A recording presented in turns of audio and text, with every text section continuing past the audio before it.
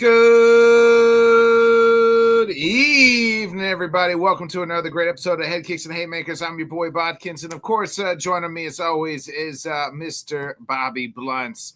Bobby, it was a busy Saturday. Nonetheless, we had the PFL. Then we got into the boxing. And then we, had the Dustin Poirier retirement fight. Did not get quite the happy ending. But it was still a nice ending. Bobby, I don't really know where do you want to start at? Do you want to start out with PFL Saturday? I thought maybe the shocker of the day was the loss to Johnny Eblen, and because I had to go back. I told you I didn't watch it live, and I was like, I'm sure. I messaged you when I got home. I said, Eblen, I'm sure Eblen just ran through it, and you're like, you might need to watch it. So. Yeah, I didn't want to spoil it for you. I mean, to me, that was like kind of the upset of the weekend, I thought, out of all the fights. I know really kind of 318 really had upsets like on the main card galore, but we weren't too surprised. But I'll just ask you, your headline is your takeaway from Saturday. I mean, it's weird if you take away from the whole entire Saturday because Usyk being the man would probably still kind of dominate that. I loved how the PFL card lined up perfectly with Usyk walking and stuff. So I was able to, check everything out there. But yeah, no, definitely the Eblen fight was the talk of the town for that. I definitely wrote dude off in like the second round and was saying he's done. He looks gassed. But, as the fight wore on, Eblen also looked a little bit tired himself. And the longer the fight went on, it looked like Eblen was just holding him there.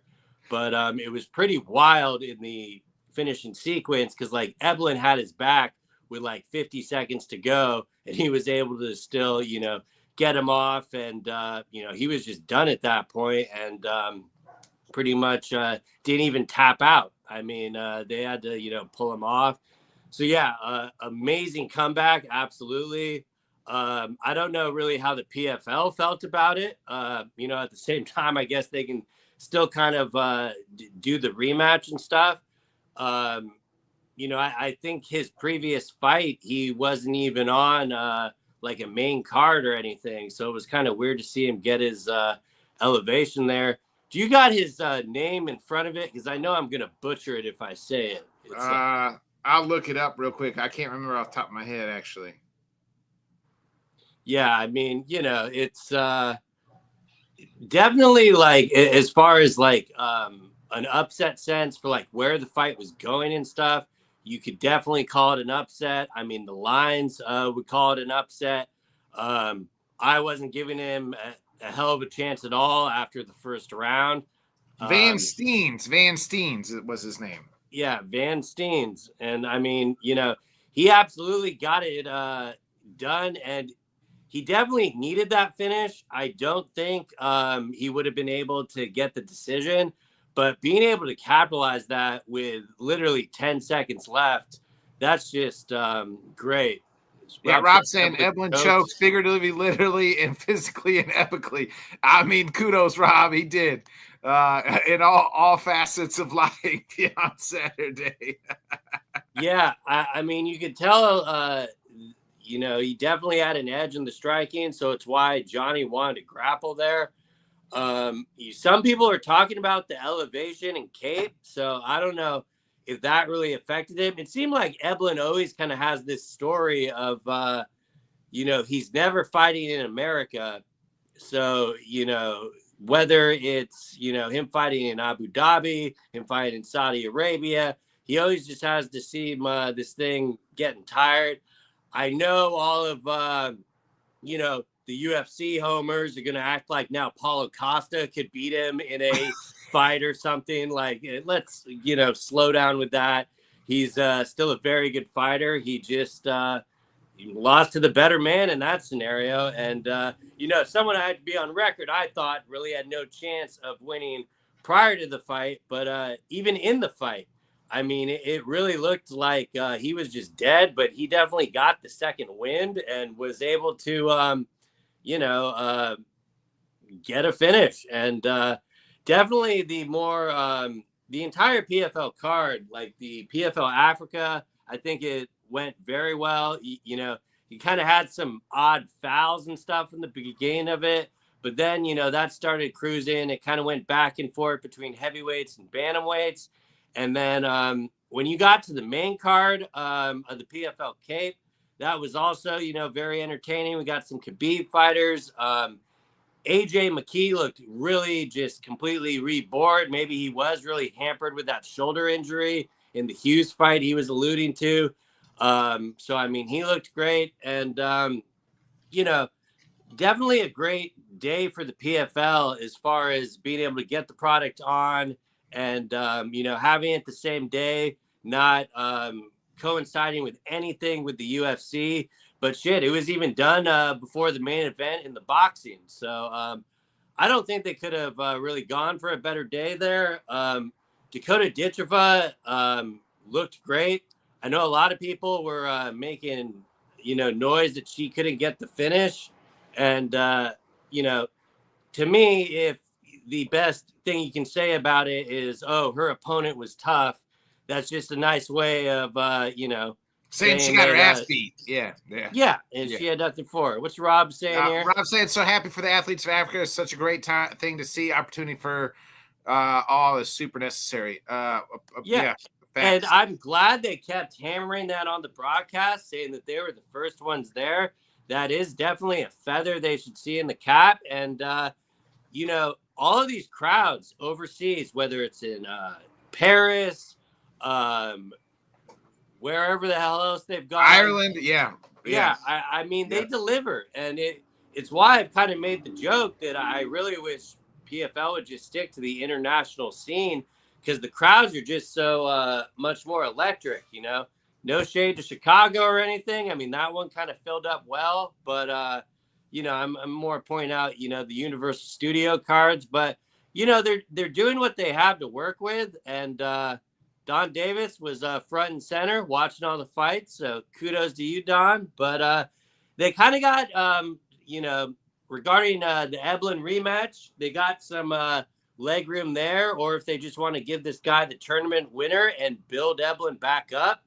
I would kind of go for the latter on that. I'm not really, I could see if Eblin wants to get back the one fight that he's lost, but I don't think they could really go wrong in that sense. I don't really think it's a, you know, Usman Hughes scenario where it'd be kind of promoter malpractice if they didn't go in that direction. So, you know, they got their options open. And, but yeah, my main takeaway before we get into 318 is just Usyk is the fucking man. I mean, yeah, we'll get into the boxing. Yeah, here in just a minute. We'll probably just kind of talk about that at the back end, see if Whit joins us this evening. But real quick, you mentioned Dakota. She wins, and then it's kind of pointed out she kind of got a new deal here with the PFL. I'm surprised, really. But I didn't. I saw clips of her on Ariel's show today, and she kind of said they pretty much made sure, like, hey, I'm gonna fight on so many times. These, you know, I'm gonna have these opponents. Like, she's trying to put hers. Kind of said, hey, I'm the face of the PFL. Get used to it.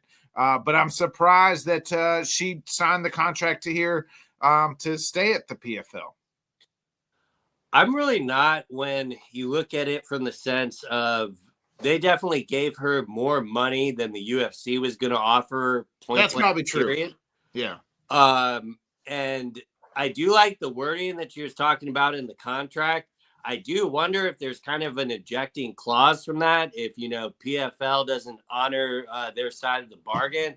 But definitely good to get that language in there, because that definitely seemed to be her most frustrating part with them, was just not being able to get fights. And, you know, I think it's great that I don't think it's an overstep for her to say she's the face of the PFL, because she's, you know, definitely one of those fighters where I don't really care what the matchup is. Like, just have her fight, you know, like I would prioritize activity over, you know, trying to ice her and have her fight a tournament winner and stuff.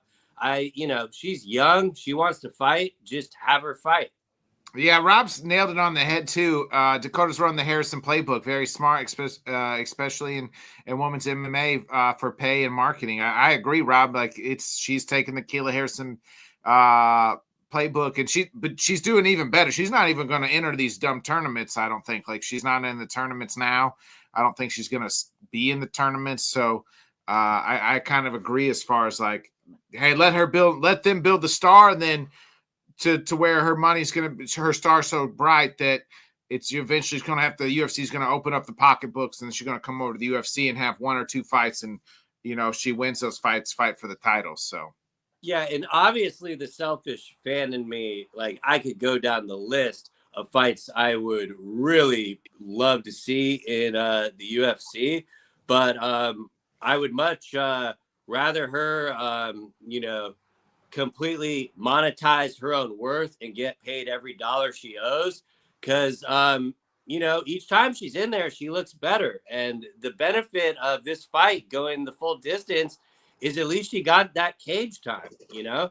I mean, even with a broken hand, they you know, her opponent really had nothing for, and you know, to be respectful, I don't think it was ever an intriguing aspect of could this be something to fall off? I know some people were chirping that about the Evelyn fight, but I never really thought she was in danger at any point.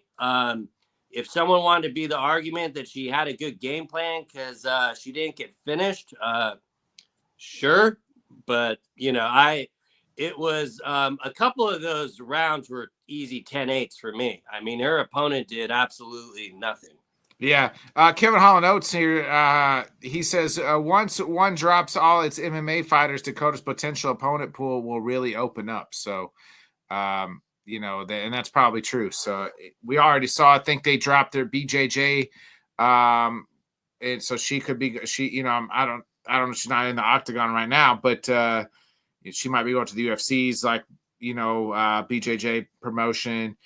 Who knows? I kind of saw something. Please go to CGI first. Do not get locked up in their contracts. Like Craig Jones himself was talking about this. Like the main thing the UFC does with that is the exclusivity part.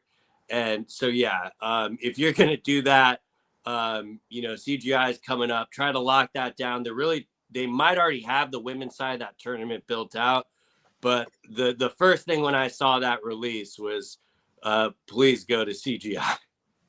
So, yeah, we'll see what happens there. Let's move into 318. I alluded to it at the top. We didn't get quite the happy ending, and we'll start with Max Holloway beating Dustin Poirier.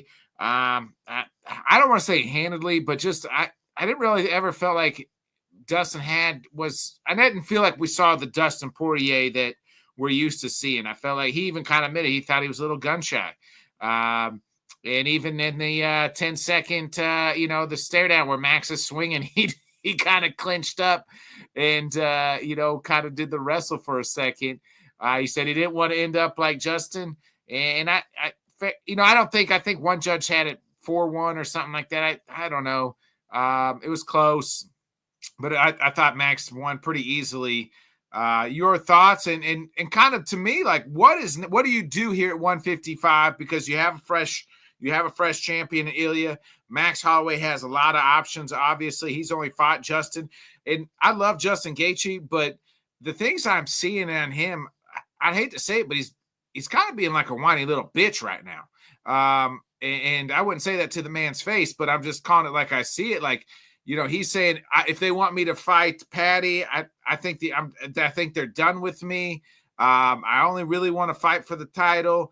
But here's the thing: is like, you lost to Max, so like in my mind, like by that logic, Max should be next. And I know that he just fought Ilya at 145, but you know, we could sign up to 155. You have Armin there. His knock is, well, he had an opportunity and he didn't do it.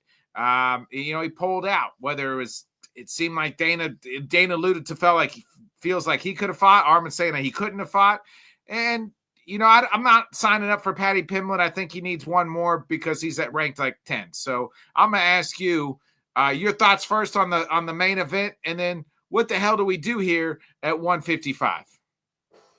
Okay, yeah, very loaded question. So I'm going to peel this back in layers. Before I get to the main event of it, I want to definitely give the UFC a lot of credit for how the show was produced. When I saw them actually pay up for the Fightville footage and had that on their own broadcast, like, the UFC, like, they own all their footage. They love it that way.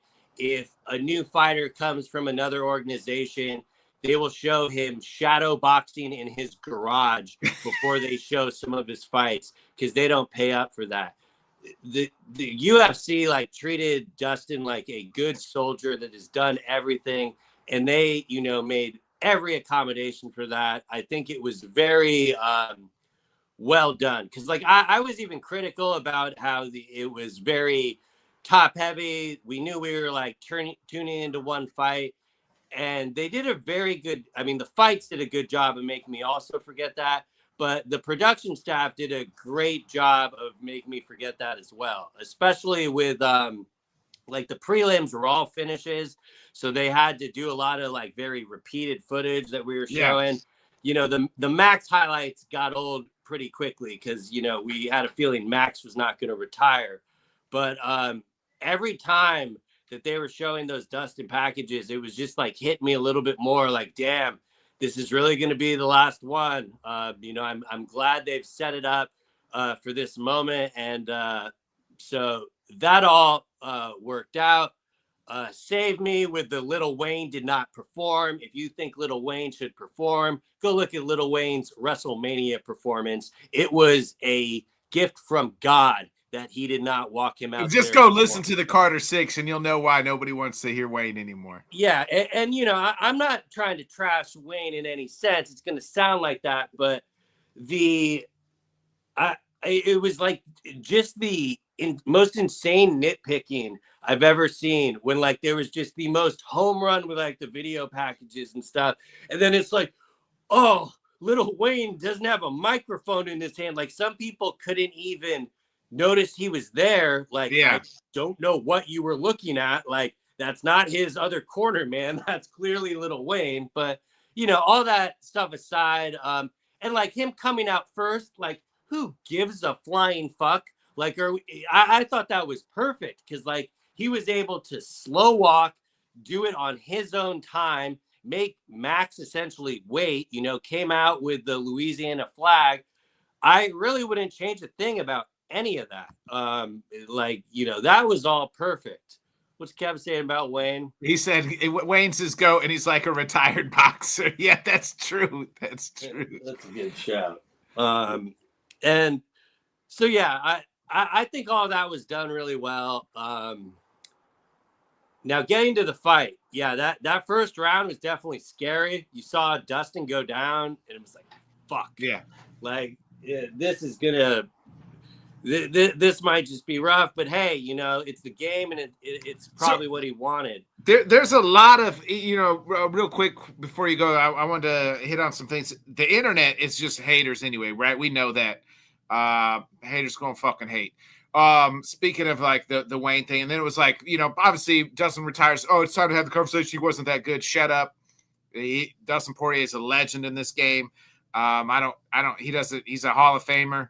Like in my mind, like, if you're into those type, if that's a thing, he's won he didn't win the undisputed, but he won it was literally in a in the division with Khabib. He fought the who's who, right? We went through the thing, and then it's like, oh well, Max let him up in round one, or they didn't finish him, or like all these little intricacies instead of just like enjoying the fights. Like, let's just enjoy the fights. So but yeah, there was little things on the internet that people are just like, more or less bitching about. Yeah, those motherfuckers need to go touch some grass. Yeah. Like, literally. And And do that, Rob. Like the second round, for example. And like, this is like what really hit home to me. And it was from there on, it was a little bit of a downer, but I did not have the same reaction as a lot of people when Dustin rocked Max and had his best opportunity for a fight finishing sequence. It was like, oh, he might actually be able to pull this off. And I obviously can't hold it against Dustin, and I knew it was coming. Where he jumps the ghillie. The second he jumped the ghillie, I just put my hands on my face, and I knew he wasn't winning the fight. Because, like, his best chance to win was right there. And I understand it's something he's always wanted to get done. But that was a pretty sobering moment in it. Because, obviously he still had a chance. But that is always going to be the biggest what-if moment for me in that fight. Is what if he just followed up and tried to finish him?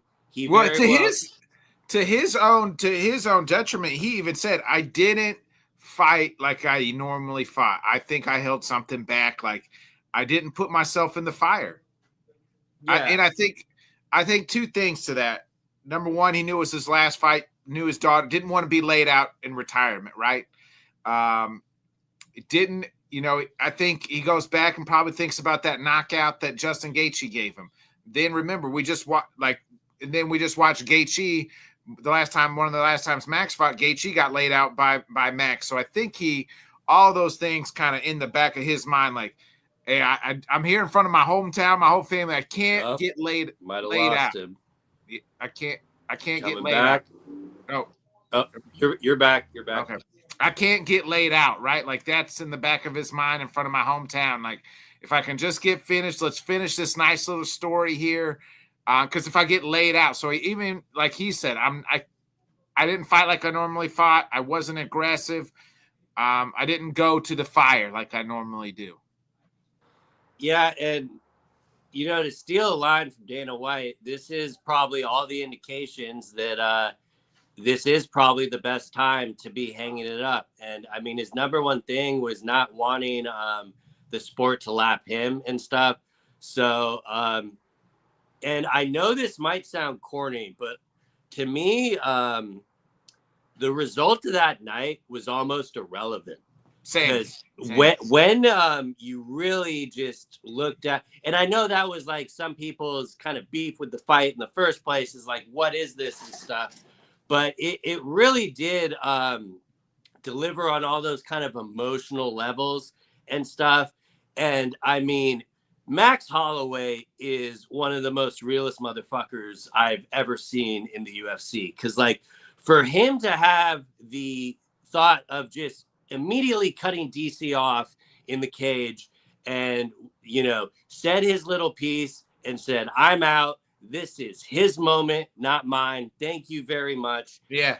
And then when they were lackluster in the noise, coming back and saying, hell no, like, you better make some louder noise. I mean, Max is just really one of one when, with his peers like that.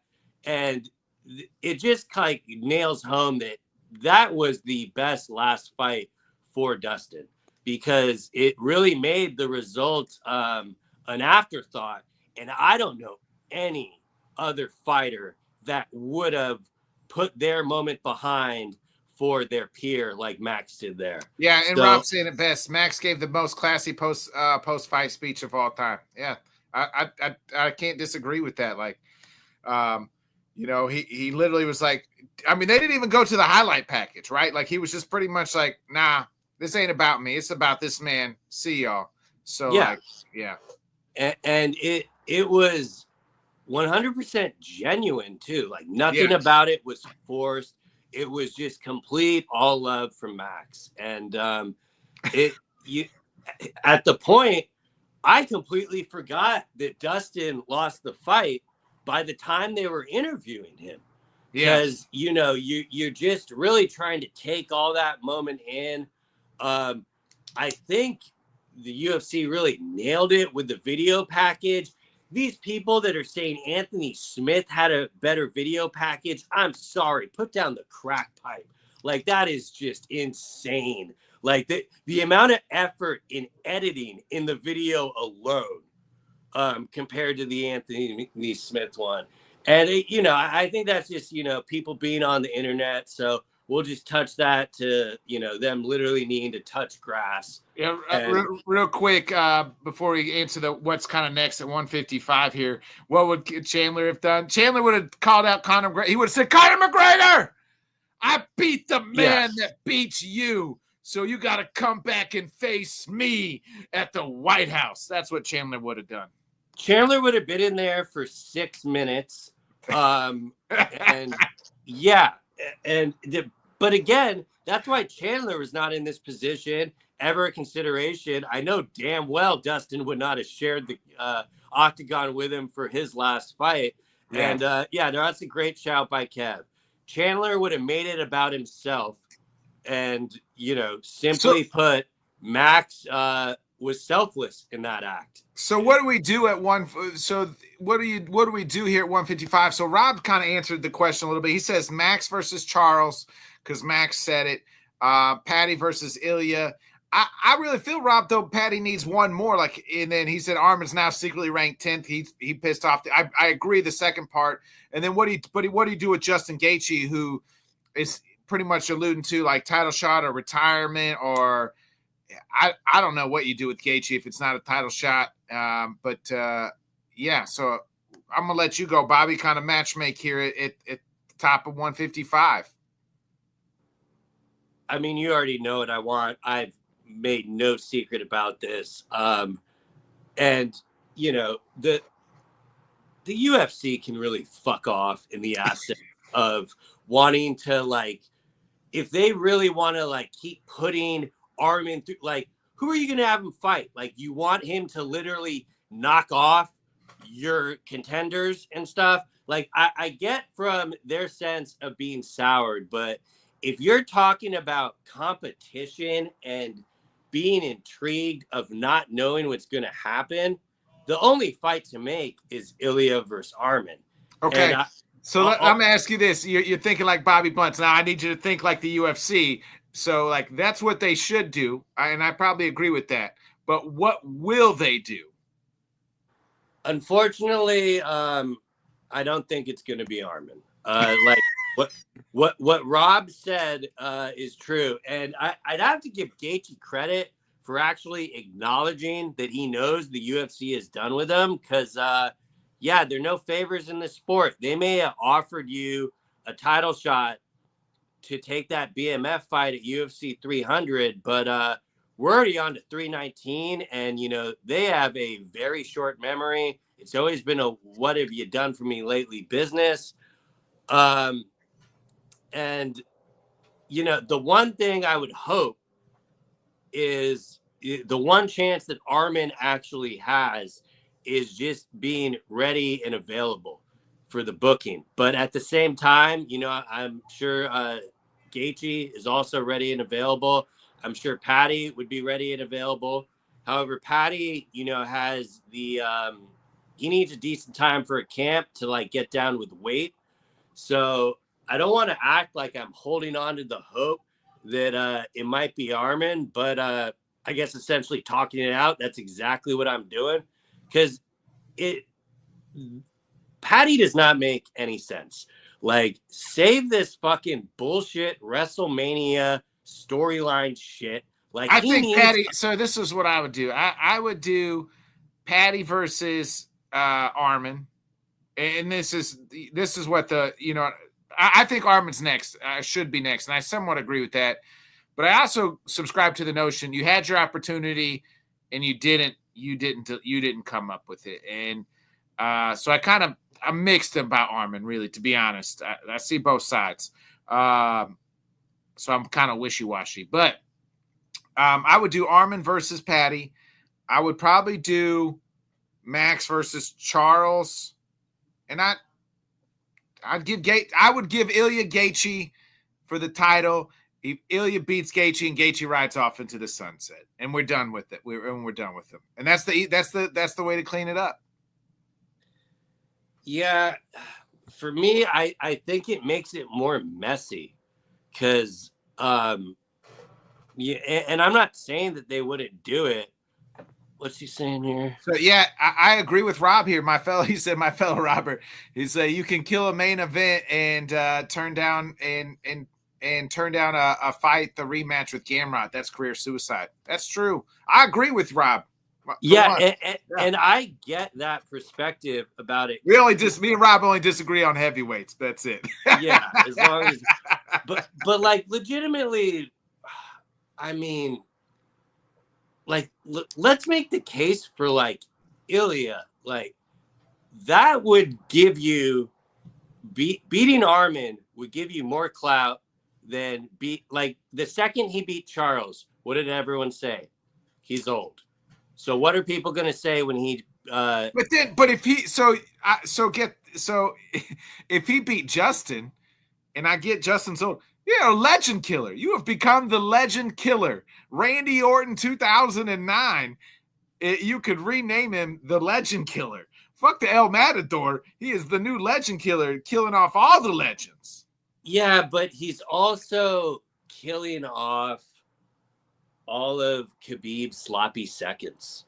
And that's why, like, Armin, they do not have that in common. That is someone Khabib has not fought. I know Islam has fought him, but if he's really talking about wanting that Islam fight, that is the most compelling fight to get that happening. You know, a Patty fight, they're just going to clown him.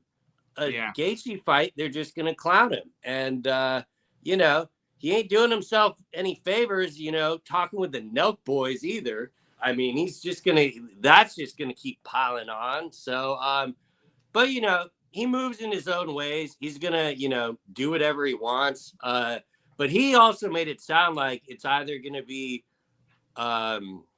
Justin or Patty. And, you know, if that's what it is, that's what it is. But I'd be lying if I was saying that is the fight I'd want. I mean, if I were Ilya, I'd keep going on the tour of trying to silence your naysayers instead of giving them fuel to continue to burn it down. And that's exactly what those other two matchups would be. But I think Armin is his toughest matchup. So if you subscribe to the Chael Sonnen matchup, give me the easiest guy for the most money. And that that's what I would do.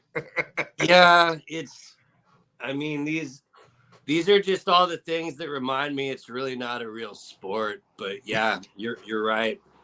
I mean, it's a business all at the same time. You got to make the most money. It's prize fighting. You know what I mean? Yeah, and I mean, I guess if you're going off pay-per-views, I think that's the most popular thing why people are saying Patty versus Ilya, but I don't know, man. It's I'm just at a loss for words, mainly because I know it's going to happen. You know, I can want this all I want, but yeah. Like I think Armin just screwed the pooch. That he screwed himself, and that's on him. To that point, I'd be more interested in watching Ilya versus Gamrot over these other names. Like at least that's fresh and compelling, you know. Yeah. And I don't know. It's Rob pointed out here's a name too, and he just hasn't. He's been hurt, but I wouldn't mind seeing Max versus Dan Hooker. That'd be a fun fight. I think Max would beat the fuck out of Dan Hooker. Personally. I do too. I do too. And you know, but I've counted my chips on Dan Hooker before, and they haven't cashed. So I'm not trying to sell him short, but Max definitely seems to be in that range in the division where I think he could beat anyone in that division not named Ilya Topuria, and Armin would that would be the one. Like, and I know Armin and Max would be a lot more like, okay, you want to make Armin go through the coals and earn his title shot. Why not have him fight the guy that kills off every contender when he's matched up with him? That's true. Yeah, you could do Armin and Max. I don't mind that. And but I would almost prefer to wait for a clear contender instead of just giving Ilya, like, I don't want to call it a mulligan, but I really just don't know how you can really sell me on the. I guess you could sell it on, like, we went over this last time when you were, campaigning for Gaethje, and it is the one. If you're Ilya, in all honesty, I would tell him to wait. So like we just got all the kind of pretty much all the pay-per-views lined up, right? Like all the kind of announced. So in the next few months, all the way up to like I think November's gonna be Islam JDM. And maybe the featherweight title's probably tacked onto that. So that was then you'll have a December fight somewhere. But maybe you wait till next year and you see if Islam wins or loses. He loses, he probably comes back down. If he wins, he might come back down. But you kind of maybe wait to see what Islam does, and that's the big money fight. But if you think you can get if you don't want to wait and you can get a patty fight or some easy money fight, why not? Yeah, in that sense, I would prefer Ilya to be active instead of waiting, and just if it's not going to be Armin, similar to Gon Tom, just line them up and we'll see what we can get. But the only one in that division, I think, that currently can beat Ilya that is not named Islam because he's not in the division would be Armin. So, I mean, to me, that's the shoe-in, which means that's absolutely not the direction they would go. But like you said, they did build it out. So why not, wait to see if we get some activity. I don't know if he's going to even fight by the end of the year. They might be saving him for, that December end of the year card, or they might just bill him the top half of next year. And if they're doing that, hopefully they get some more activity. But, to answer the thumbnail question of who is next at 55, I'd be lying if I could tell you with any certainty. But I do not think, and please don't take this as I do not think Max deserves a title shot. It should not be Max next. I have zero interest in watching that fight again. I need at least one more for him to beat a guy that is a actual contender at 155 before we do that. Because, I love Dustin Poirier more than anyone, but, let's be real. He's kind of been squatting on his ranking. I don't think he should move. Max should move up or down or even be in contention for that. And, Max sold it with the promo and all. I have history with the guy with the title, but,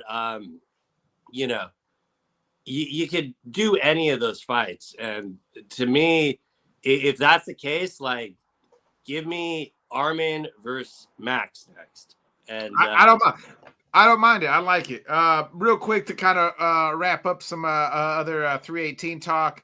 I mean, the main card, it was, so you mentioned a lot, fury of finishes in the prelims. To get to the main card, all decisions, but all the dogs won, baby. I mean, Michael Johnson plus 550, he turns back the clock. Patricio Pitbull beats Dan Ige. He was plus 185. He kind of wants Pico next. I don't mind that. You really said that? Yeah. Oh God. Okay, sorry to cut you off. Keep going. Two former PFL Bellator fighters going at it. D-Rod wins at plus 425, beats Kevin Holland. I was kind of surprised. I don't Kevin Holland, man. I think didn't you say when you pick him to win, he loses, and when he pick that's on you. Why did you do that? Why did I do that? I picked him to win too. I should have went the opposite. Yeah, I literally thought that on Saturday. That was a great fight. Sequences back and forth. I do think at one point in the third round, if Holland would have just stepped off, he probably would have got the finish. I mean, D-Rod was dead. I know Herb Dean wasn't reffing that fight, but it sure felt like he was. Yeah, I mean, D-Rod hurt Kevin Holland a few times, I think in the second even. Yeah, no, it was a real just back and forth. That fight was everything we thought it was going to be, I thought. Really, just two guys duking it out. And, credit to D-Rod. He definitely looks like, he's gotten some wins off in a row. So it's good to see him ranked now. It'll be kind of interesting to see where they go there. I was kind of surprised that they did not get fight of the night. But at the same time, it didn't really bother me because I do think Vettori, Brendan Allen deserved it to be a candidate because that was a hell of a fight too. That fight should have been the co-main event. Period. Yeah, we said that at the beginning. And how about this? We thought they were going to wrestle. No wrestling. Just two dudes just throwing hands at each other in Brendan Allen and Vettori.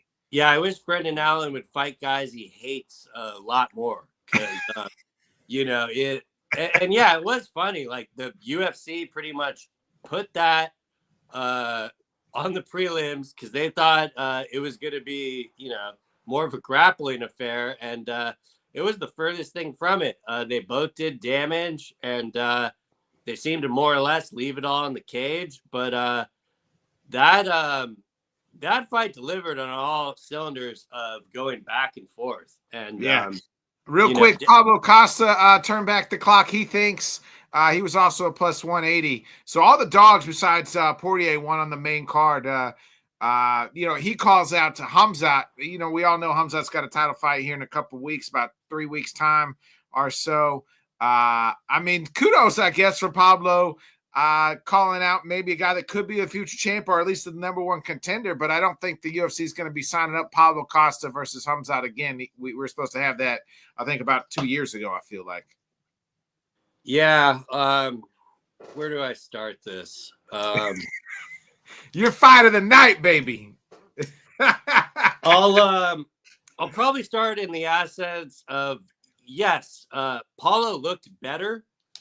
Definitely kind of more aggressive early. This idea that he looked like the old Paulo, I still really did not see that. Like, yes, he did look more aggressive, but at no point in time did I think that fight was coming to a finish where, Paulo's previous fights, you're like, oh, damn, he's just going to walk forward and here we go. Granted, he kind of earned the right to take the third round off because he clearly won the other two. And I think in the end, I just really overrated Kopylov. And but I'm not trying to make it all about like what Kopylov did not do. Paulo did look well, but the word I used on Saturday was just uninspiring. I thought Pitbull, he won, but I felt like that was uninspiring as well. Ironically, both Captain Eric fighters. We'll get to that in another segment probably, but and Pitbull, I'm not trying to like rake through the coals as bad because it really wasn't too impressive, but at the same time he did beat a ranked UFC opponent, which he had never done before, so it was kind of good to get the monkey off his back there. But I do think it was justified with no interview. Just keep it moving. And, but at the same time, that's just going to make me sound like a salty hater. So they should have interviewed him. They should have given him his moment. And it's a good thing that he's got it in the cap, but I do really wonder if that's as far as Pitbull goes. I don't really know these other guys that are ranked, if the fight would play out any differently. Maybe they should have him headline in Apex. And I do not mean that. That normally would be a condescending comment, but I think the UFC should just start getting what they paid for in Pitbull, and that would be to have him, headline in Apex and build up. Get headline a main event in a fight night somewhere. I guess. I would. The reason I want to see him in the Apex is I do wonder if he is just kind of overthinking it a little bit in there. And the Apex, it's kind of hard to overthink anything because you can hear a pin drop. But, he did get the win. So, and Ige did look, very flat. So that very well could have been just, Pitbull's game plan there. It was a pretty rough night for Nixick, for sure. You rarely see that. I think every fighter that he had lost. So, that was kind of a rare one. And, the main card on itself probably would have been fine if we didn't just have all those prelims and stuff where it was all the finishes. So that's the only reason it dragged. But at the same time, all those other fights on the main card, I could have asked for another 2 rounds for. I can't say that for the co-main event. So I'm sorry. I stand by my comments, and that is the worst co-main event that we have had in a very long time. And I think our standards are on a pay-per-view. I think our standards are dumbed down. I mean, hell, people are being like, well, we just got Paulo Costa on the co-main event, so what's the big deal that we don't have to be determined and to be determined? That's going to be a these banger. Cards are fucking $80. I want to get my money's worth. Yeah. And, the only reason Paulo Costa is on these numbered pay-per-views is because he makes good money and the UFC wants to, try to get their squeeze out of it. But, I'm sorry. What I saw on Saturday, I think he should be headlining the Apex. And I'm glad I don't have to see Paulo fight for another 6 months. I know I'm sounding like a dick and being too hard, but the rewatch was, oh God, it was rough. Normally I enjoy going back and rewatching these. It might be a year. It might be a year. Granted, I do have to say, Paulo only fought the fight that his opponent would give him. So I probably should be laying a lot more into Kopylov. But we've spent far too much time talking about this horseshit fight. Yeah, I mean that we know where I stand with this. So let's before we get in the box, I just want to look at this week's card. I mean, speaking of co-mains, I mean, this week's co-main's better than that co-main. You got the former bantamweight champion Peter Yan taking on Marcus McGee in the co-main, but it's headlined by none other than the former middleweight champion Robert Whittaker versus the undefeated in the UFC RDR, baby.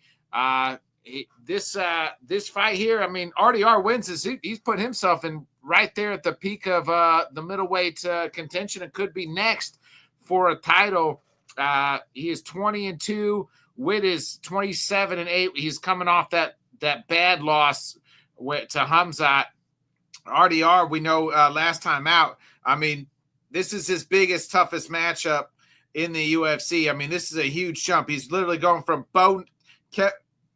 Gerald Meerschaert, Kevin Holland, Bo Nickel to Robert Whittaker. So it's like, okay, kid, here's you went through the ladder and now you're top rung. You missed the middleweights here, the whole middle of the rung. Yeah, but I don't think it's too soon. Oh, wait, hold on. What's Rob saying about Pablo? Oh, Rob just said Pablo's got that spot because he's huge on social media. Yeah, agreed. And, yeah, but the thing is, Twitter's free, and I can look at his tweets for free. I'm not required to pay $80 for it. So, good God. Good job, though, Rob, for getting me to harp back on it. Getting back to RDR, I don't think this is too little too soon because, he is a former champion. I think the UFC is finally acknowledging, we actually have to book this guy respectfully because, we tried just saying, hey, our UFC fighters are better than one fighters. That shit did not work at all. We tried to build Bo Nickel's name off him. That shit failed miserably. And see that, Rob? Rob's saying RDR's fourth and final fight on his contract, so he's about to get paid, especially if he wins. And that, it's wild that he's pretty much undefeated in the UFC. And yeah, he's already getting ready to fight. And that's kind of the weird thing. I would be shocked if they don't him up before this fight. Because, if he beats Whittaker, I mean, you'd think they would want to get a new contract signed and done. Because he's just going to, demand probably more. And, they'll probably just shun it and say, hey, take this. But, yeah, it's pretty wild that he's already getting close to fight out his contract. I mean, he's been fairly, active in that sense. And he's been on, I think he's only had one fight in the Apex against Mershart there. Yep. And so, yeah. And, him and Whittaker are like the same age. Yeah, so, both 34. Both are 34. I just looked at it. Yeah, and so yeah, stylistically, I think that's a home run. I mean, this card, if it still had most of our Pico on it, easily. Like, what? Sorry, I got a cat screaming, making sure no ruckus is going on. But I mean, I was saying weeks ago, I think this was better than last Saturday's pay-per-view, and yeah, even with the co-main event missing, I think I might stand by that because, the whole thing is just, built pretty stylistically. And I'm sorry, but these fights matter. Opposed to RDR is a slight dog at plus 135. Who you like, the Whittaker, or are you riding with RDR?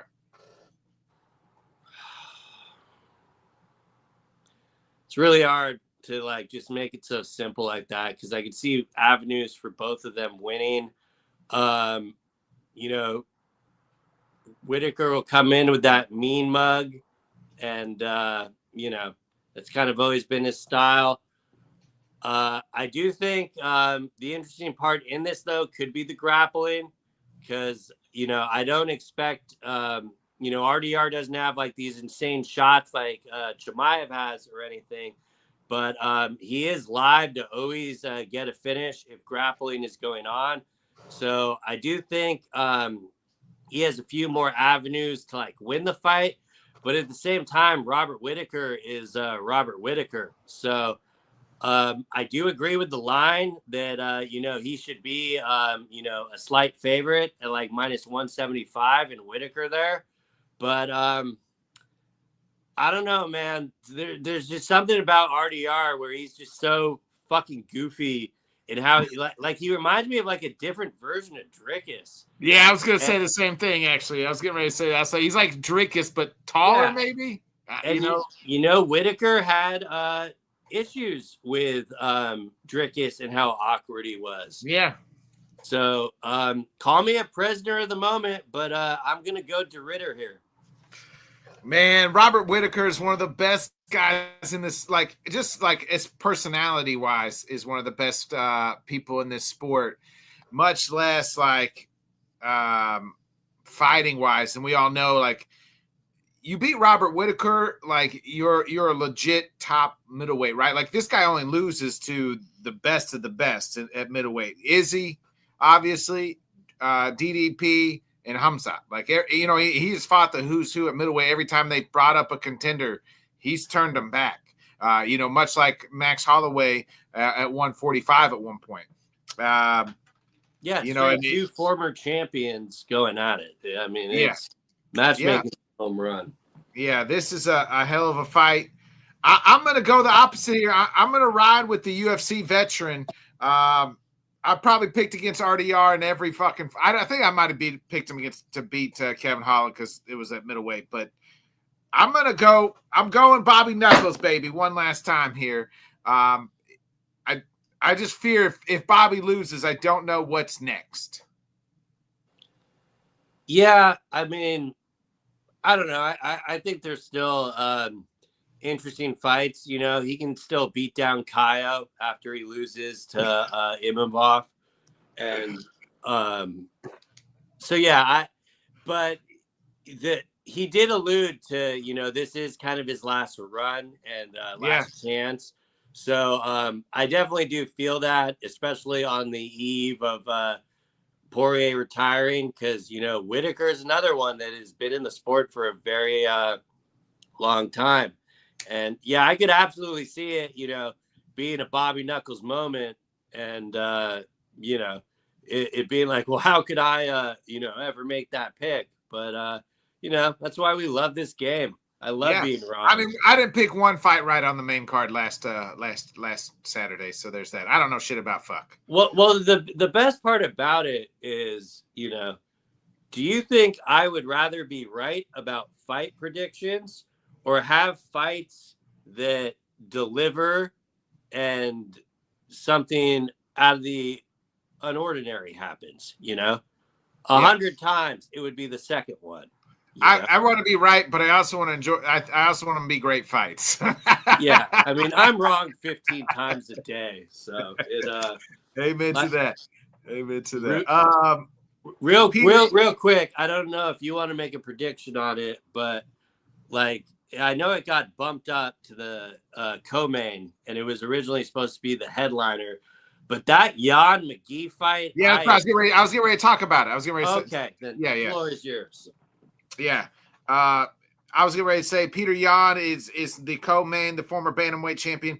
In a weird matchmaking, he takes on the streaking Marcus McGee. You know, a lot of people complain that the UFC doesn't give guys like some of these younger guys their shine. Well, here comes Marcus McGee, undefeated in the UFC. He is 10-1. This is his first big marquee matchup against a guy, you know, and Peter Yan, who has won his last two, had that string of bad luck, but has won his last two, beat Song Yadong, beat Figueiredo.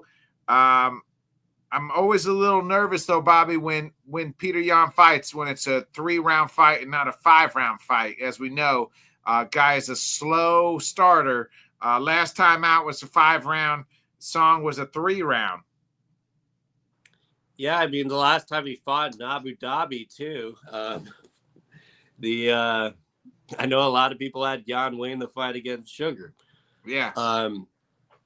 I personally think it's a home run the way the UFC matched this up, because Marcus is not gonna let Jan download. He's gonna bring the fight directly to him, and you know, there's always gonna be someone complaining about the rankings and all that. You know, I've never really been a rankings whore. Dana White calls them bullshit every single day. But, you know, I get that's how, you know, they traditionally do it. But you got to give Jan credit for just wanting to stay active. He knew damn well he wasn't going to get a fight against Merab next. So, yeah, a win over McGee would definitely put him there, because gives you 3 wins in a row. Yeah, and if they're putting McGee in this spot, that just shows the brass actually believes in McGee to put on a great fight. And what if I would have told you that Marcus McGee is older than Peter Yan? Mm-hmm. McGee is 35, Jan's 32. That's wild. Yeah, it is wild in the sense but I think a big part of why that's wild is just because we're so accustomed to what Jan has already accomplished in the UFC. I mean, Max Holloway's only 31 or something crazy like that, which is wild. No, I mean, these guys come in young, some come a little old, but at the same time, I would say that's more of an argument to give them this opportunity and, you know, see what they got. And so, yeah, I don't know. If it was a 5-round fight, I would definitely probably be leaning Peter Yan. But I definitely think McGee can put himself in a position to steal it here. But I just don't see how actually, I'm going to stop saying that, because every time I do, the opposite happens. But it should be a very good fight. Yeah, Jan is heavy favorite at minus 400. Peter, Sheriff Bullet is back on is back. Obviously, he's always fighting in these Abu Dhabi type cards. He's a huge favorite over Marc-Andre Bullet. Bury it to minus 650. Last time we saw the Sheriff Bullet, he lost to MVP. So, Nikita Krylov's on this card.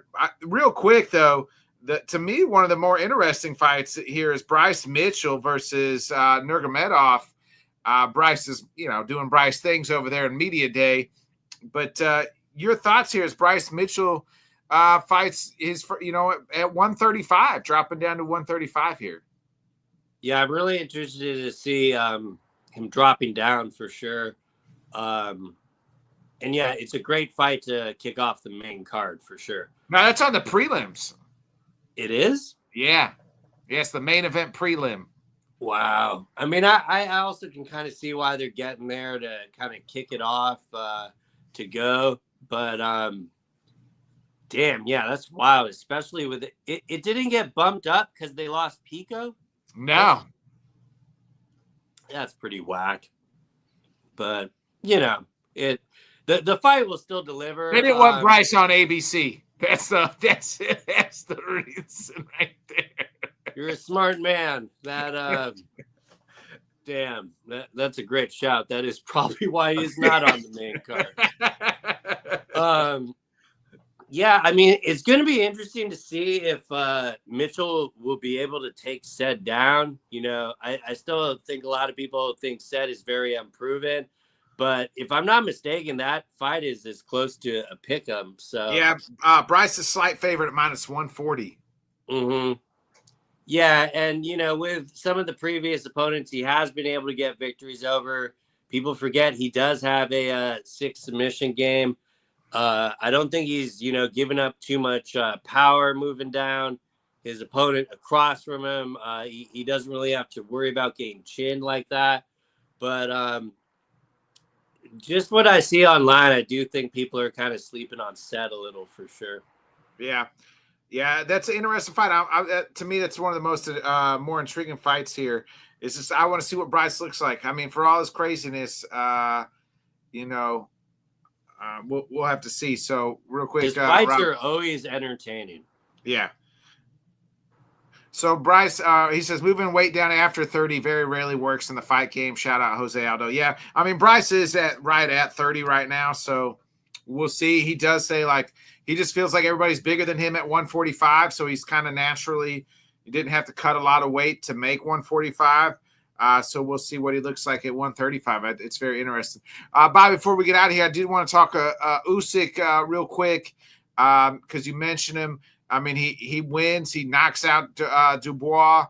I don't think anybody. To me, I'm not surprised. And shout out to the 38-year-old. As a 38-year-old myself. But I gotta ask though. I don't want to. I don't want to get into this greatest of all time because, especially in boxing, we're talking, damn near a century. But Usyk is definitely the best of his generation, hands down. And it's not. Yeah, I mean, close. You got 2 wins over Tyson Fury, and they literally had to sell this rematch by the whole low blow thing and stuff, and Dubois knocked out AJ, so is he on kind of this new train to kind of get back? And so Rob thinks Usyk's top 3 heavyweights of all time. Argue with the wall. I'm not gonna. If you want to tell me that, Rob, I'm not gonna disagree. I'm not gonna disagree there. I don't think he's the. I don't really know, honestly. I do it. People will be like, oh, he's better. People will always. I think he's better than Tyson. I think he's probably better than Lennox Lewis. Just his technical aspect. Tyson really wasn't that good. Tyson just had lights out fighters, but So I don't know who you want to who your top 3 is, Rob. If you want to let us know, who the other 2, I guess, would be. You mean Ali? I guess you have to be. Maybe I don't know. Holmes. Yeah, I mean, I found it kind of comical that like Tyson Fury called him out after it. Yeah. That I'm sorry that goes the same way. And really in those two Tyson fights, I think that's really where he started to kind of separate himself in that conversation and stuff. And he's really just been able to maximize his fighting years, fighting very good and, top class opponents and stuff. I don't know what jackass put Jake Paul in the cage afterwards. That was just, cool for Twitter, but give me a break. Yeah. So Rob's saying he likes Joe Louis, Rocky Marciano, and Usyk. That's his top 3 heavyweights all time. Yeah, I mean, like you said, you got a pretty big field to play with there, but yeah, I really don't understand how anyone at this point, especially, can't have him like at least in the top 3 easily, if not number. I mean, it's kind of going to go, if you want to go current pound for pound number 1, I think he should probably be there. Agreed. When Crawford ices Canelo, we might be having a different conversation. But like for now, you definitely have to give that to Usyk. Yeah, Usyk's. Like I said, however you want to book it. I never saw Rocky Marciano or Joe Louis fight, so I don't ever like to say people. I have a hard time saying people are the greatest because I've never seen them, so I've only seen highlights. But you know what I mean. So that's just how I always view things. When people ask me who my greatest things of all time are, I'm like, well, this is who through these eyes. And he's right up to you. Yeah. And all that stuff's subjective, which is exactly right. Rob told people to argue with the wall because that's his list, and nothing you're going to say is going to change his opinion. And exactly. I respect that. Respect. So yeah. Rob said here, only man besides Holyfield to be cruiserweight undisputed and heavyweight undisputed now, and only 2-time heavyweight undisputed. Yeah. I mean, he didn't really lose the heavyweight title to become 2-time, but that's the only part I don't like. But hey, nonetheless, boxing's fucking crazy anyway. We know that. Too many promotions, but definitely one of the best all time. I definitely 1,001% agree. The best going heavyweight for sure by miles. He's lapping the field here and then some. So he might be the best in my lifetime. That's for sure in the last 40 years. So other than that, Bobby, before we get out of here, you got anything else before we need to discuss before we get out of here? Shout out to the old man Manny Pacquiao, right? Yeah, no, Manny looked great. A lot of people said he won that fight. Yeah,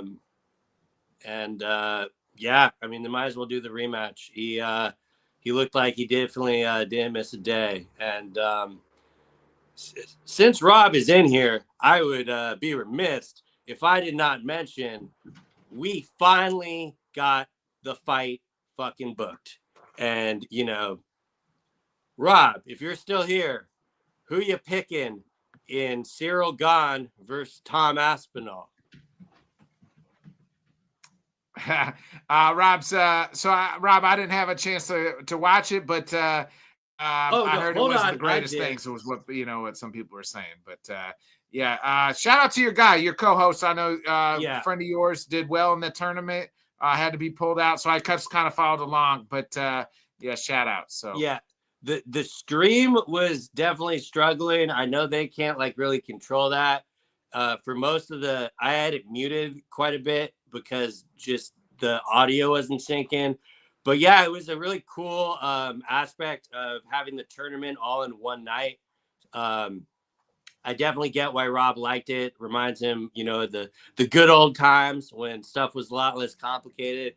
And definitely shout out to Zach, because when he made it to the finals, cardio wise, he looked dead, and he still was able to really tough through it. And he would have kept fighting if the doctor shut the whole thing down. and I think he would have won if they didn't shut it down. Because, so Rob said there's a new version. Watch it out. So yeah, he definitely looked like he had the better gas tank, kind of going into that, and which it credit to his cardio for being able to recover. Because in that the semi fight for him to get in, I think they even had to do a like a standoff round or something. Because the way the tournament, it was like just 2 rounds instead of the 3. But since they split one, he had to fight one more. And nothing but respect for him there. Yeah, it's not going to be no draw, Rob, and you're crazy. You know that. Bro, what in no? He's trolling. He's trolling. I know. Yeah, real quick before we do get out of here, Dana White did come out. It was a bunch of fights that we pretty much knew were going to get announced. Tom Aspinall will defend his heavyweight title in October in Abu Dhabi against Ciryl Gane. We all knew everybody's pissed off. Ciryl Gane's going to get the title fight. Who gives a shit? Let Tom whoop his ass, and then we'll see Ciryl Gane, later on down the road. We're getting the Ank and your favorite fight, Ank versus Alex Pierre rematch. I know you're super excited about that. Same card, you're getting the co-main. The co-main of is going to be Merab. Shout out to Merab, his 3rd fight of the year, 3rd title fight coming up. He's going to take on the Forever Game. Corey Sandhagen gets his crack at the title. That should be the main event. I know the UFC doesn't do it like that, but the heavier weights, but that should undoubtedly be the main event. And then I think the fight I'm actually most intrigued, it was announced as Yuri versus Khalil Roundtree. The other ones we kind of knew. That one wasn't for sure. I'm intrigued by that fight. I think that's going to be a good fight. But we'll obviously talk about those a little bit more when they get closer. But that 3 fights is going to be all in one card in Vegas, so that ought to be pretty good. So other than that, that pretty much sums it up, huh, Bobby? Yeah, I really got no notes. It was a good set of announcements. It was good to get the Tom thing out of the way. Can we get the TBD versus TBD next month? I mean, what are we doing here? I mean, that's going to be a banger. I can't wait. TBD versus TBD. I think they're holding out hope that they can reschedule Mosavar versus Pico. And if they can't, we're going to get some Paulo Costa level slop. So I wouldn't be holding your breath that one's a banger. In a perfect world. I said TBD versus TBD is going to be a banger. I mean, you got to put Bilal Muhammad on that card against anyone. That'd be an amazing co-main event. And I can already imagine the comments now. He calls Paulo slop, but he wants to see Bilal Muhammad. Yeah, full set of martial arts. Like, I'm sorry, I find it more intriguing than walk forward, step 3 legs back. So, but I've made it no secret. As long as the main event stays intact, I don't really give a fuck what it is. That is the one. I'll knock on the wood. I'm going to be on pins and needles until that happens. I cannot fucking wait for Drekis versus Chimaev. Yeah, hopefully it happens. We'll see. Don't you put that juju on me, Ricky Bobby. We'll see you guys back here next Wednesday, 8 o'clock Central, 9 Eastern, for another great episode of Head Kicks and Haymakers, baby. For my guy, Bobby Blunts, I'm Bodkins. See y'all. Have the best week. Thanks so much for joining us, and until next time, let's talk sport, fans. Thanks for watching.